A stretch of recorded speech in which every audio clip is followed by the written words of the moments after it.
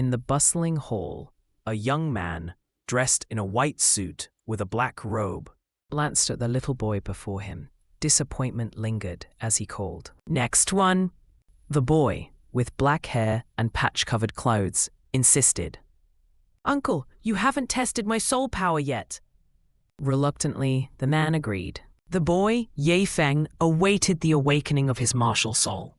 "Your situation is special," the young man said, noting Feng's rare, full innate soul power. "A pity it's the blue-silver grass." Nearby, Tang San, another participant, pondered about soul rings. As golden soul power flowed into Feng, a sensation of liberation swept over him. Suddenly, a system began binding with him, unveiling itself as a golden finger, a mystical guide. Overwhelmed with excitement, Feng's good character kept his elation subdued. Once bound, Feng felt a shift within. Pondering Tang San's fortune with twin martial souls, a system voice interrupted his thoughts, proposing an unprecedented gift, a 3-life martial soul. "Choose your first martial soul," it instructed, presenting options like the Xuanyuan sword. Without hesitation, Feng chose it, affirming his decision. Next, the system offered a new array, this time auxiliary types. Feng selected the 9 Hearts Mysterious Tang, intrigued by its infinite potential. Lastly, for his spiritual type choice, Feng randomly picked the Eye of Hell. As the process completed, warmth enveloped his body. The young man's voice cut through his focus, urging Feng to reveal his hand. A beautiful but colorless flower appeared, prompting the man to dismiss it as useless. Feng, however, knew better. With a smile, he reminded the man, "Uncle, you haven't tested my soul power yet." Xuanyuan gathered the children to test their martial souls, dismissing Feng's request to test his soul power. Due to skepticism about the rarity of his martial soul, Pear Blossom. However, Feng was insistent, citing other useless martial souls like blue-silver grass that was still tested. Feng, who had awakened 3 martial souls, Xuanyuan sword, 9 Hearts Shuantang, and the uncertain Eye of Hell, believed strongly in his potential. Xuanyuan reluctantly agreed to test Feng's soul power, producing a blue crystal ball for the process. The moment Feng touched the crystal ball, a powerful energy surged, illuminating the hall in a blinding blue light and causing the ball to explode. The spectacle left Xuanyuan and Tang San in shock. Xuanyuan realized that Feng possessed soul power exceeding level 20, classifying him as a congenital Great Spirit Master, a rarity, especially given his seemingly weak martial soul. Despite the Pear Blossom's reputation as a waste martial soul, Feng's power was undeniable. Invited to join the Spirit Hall's Soul Master Academy, Feng hesitated. Though acknowledging the Academy's prestige, he was cautious of its distant location and potential future implications, preferring to remain near Tang San, whose path he knew well. Feng's decision was influenced by his unique disobedience system, which gifted him 3 martial souls. Ultimately, Feng declined Xuanyuan's offer, choosing to wait for a more opportune moment. To join the Spirit Hall, Xuanyuan, understanding Feng's choice, left the Holy Soul Village, leaving Feng to contemplate his next steps. Old Jack, with evident anxiety, asked, "Master, are there children in our village who can become Soul Masters this year?" Xuanyuan nodded, revealing that 2 children were born with innate full soul power, one with level 10 and the other with level 20, he added. Old Jack was astonished, particularly by the unprecedented level 20 soul power in Holy Soul Village. However, Xuanyuan expressed regret that one child had the martial spirit of land silver grass, He departed to awaken martial souls in other villages, leaving old Jack troubled. Curious, Tang San asked about soul rings, which old Jack explained could only be obtained by hunting soul beasts. Tang San admitted he was born with level 10 soul power, whereas Yi Feng had level 20. Yi Feng demonstrated his martial spirit, a jade-like crabapple flower, which stirred old Jack's curiosity about his resemblance to someone. Yi Feng, orphaned from birth, had an unknown lineage, and old Jack refused to share information about his parents. Old Jack strictly forbade Yi Feng from becoming a soul master, leveraging his authority as village chief to withhold the soul work-study student spot. "Am I still your adopted son?" Yi Feng protested, angered by old Jack's decision. Meanwhile, old Jack encouraged Tang San to attend a Soul Master Academy, believing it offered the best training. Left alone, Yi Feng contemplated his future, knowing without the academy, he couldn't advance his Soul Master ambitions or meet Xiao Wu. He considered seeking Su Yuntao's help to join the Spirit Walls Academy. Overhearing old Jack praise Tang San's potential, Yi Feng lamented his own lack of familial support, as the system detected his envy. It offered him a title Douluo Master. Yi Feng was astonished when the system granted him a master, a title Douluo.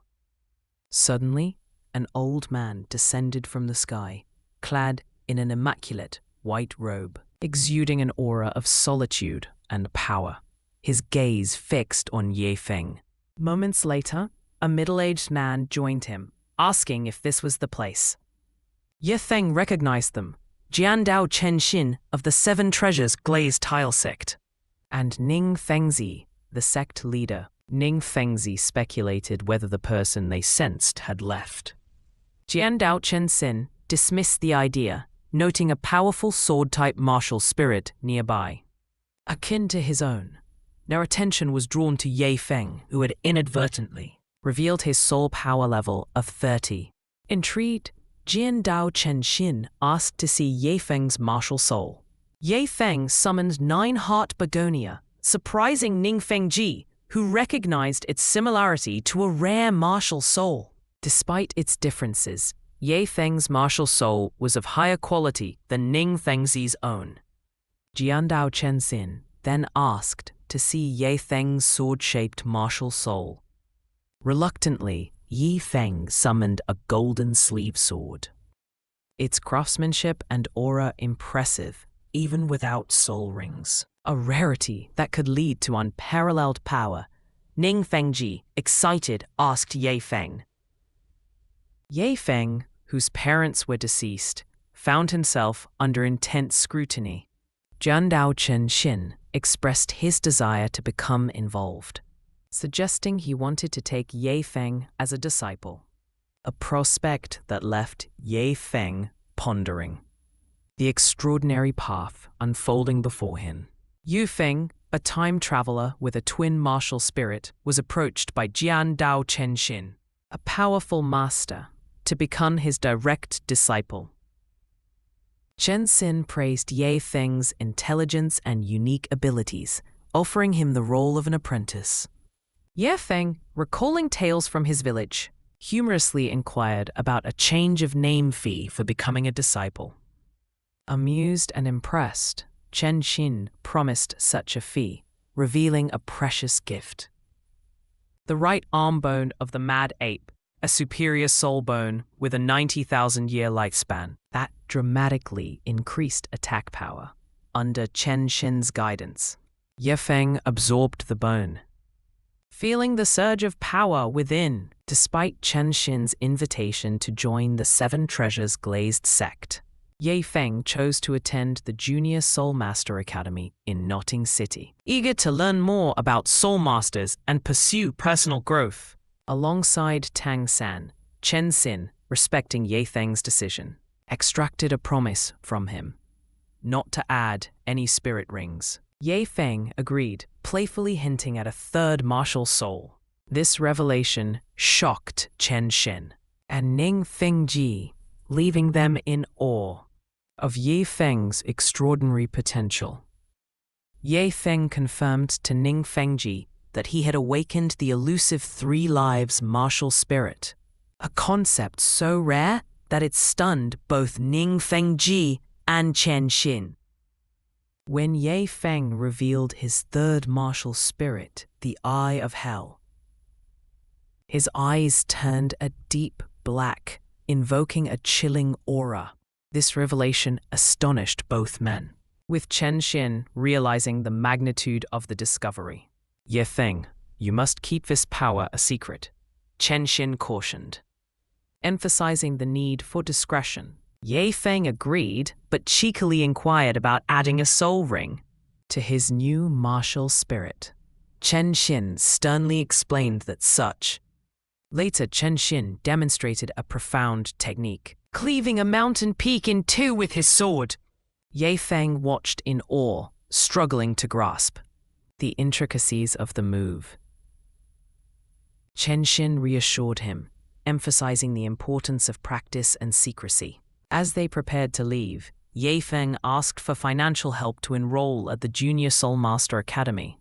Laughing, Ning Fengzi handed him a card loaded with gold soul coins, encouraging him to spend freely. In the tranquil Shenghun village, where the mountains are lush and the waters clear, old Jack stood by two peculiar graves in the back hill.